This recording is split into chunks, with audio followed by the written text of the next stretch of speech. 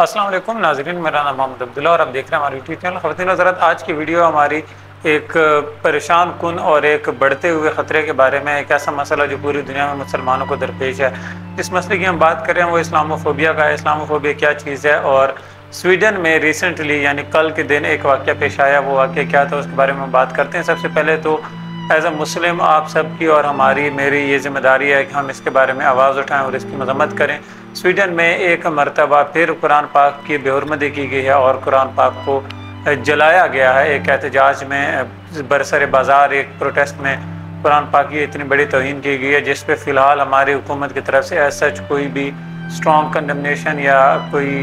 एहतजाज प्रोटेस्ट या कोई और ऐसी बात नहीं आई। और पाकिस्तान में आप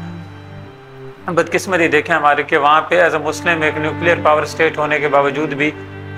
मुसलमानों के साथ इतनी बड़ी ज़्यादती हुई है स्वीडन में, और हम उसके लिए उसकी मजम्मत करने के बजाय अभी भी पाकिस्तान में IMF की तरफ से आने वाले एक लोन, एक कर्जे की खुशियाँ मना रहे हैं। और आप जितने बड़े बड़े सहाफ़ी होंगे या जितने बड़े सियासतदान होंगे आपको वो नज़र आएंगे इस चीज़ के बारे में खुशियाँ मनाते हुए। तो इसकी बात सारी कहानी आपको बता दें। स्वीडन में उनकी अदालत ने इस बात की इजाज़त दी है अब कि अगर कोई भी शख्स as a freedom of speech, as a freedom of expression, just for the sake of freedom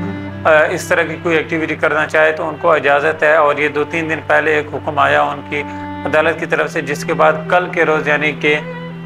जुमेरात वाले दिन, जहाँ पे कल पाकिस्तान में और बाकी मुल्कों में, दुनिया के मुसलमान मुल्कों में ईद मनाई जा रही थी, वहाँ पे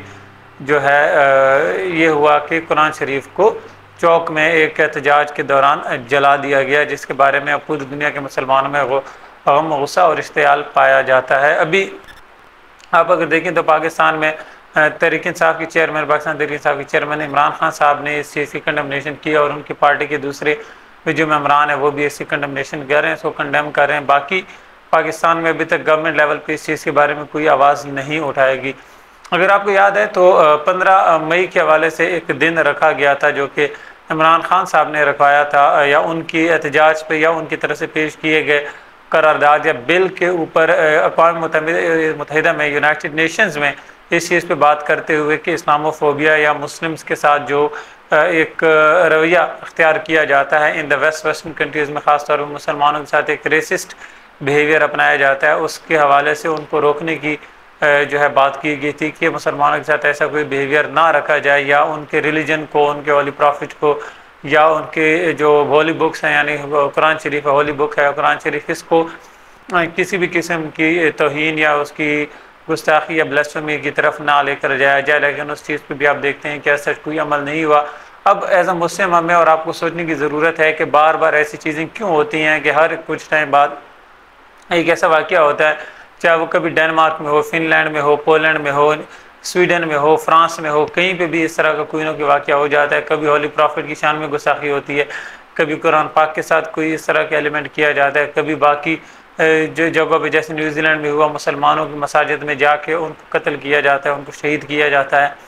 तो ये वाक़यात किस वजह से हो रहे हैं, ये इस चीज़ की वजह से आपको देखना पड़ेगा कि एज अ मुस्लिम उम्मत जो 57 मुस्लिम कंट्रीज़ हैं उनका स्टांस क्या है, वो कहाँ पे खड़े हैं, वो इस चीज़ के बारे में क्या सोचते हैं।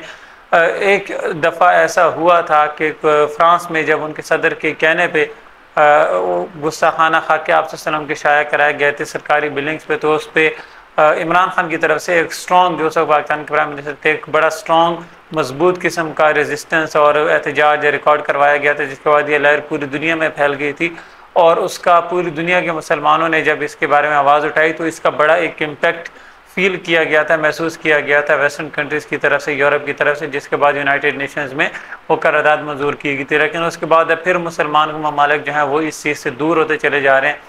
किस तरह का कोई भी वाक़या होता है तो अपनी पर्सनल इंटरनल मामलात को, पॉलिटिक्स को, लड़ाइयों झगड़ों को बुला के इस चीज़ के बारे में क्यों ना आवाज़ उठाई जाए, इस चीज़ को क्यों ना जो है इसकी मजम्मत की जाए। लेकिन एज सच अभी तक पाकिस्तान में या पूरी मुस्लिम उम्मत में दूसरे मुल्कों से भी कहीं से एज सच कोई चीज़ सामने नहीं आ रही। तो एज अ मुस्लिम आपकी हमारी ये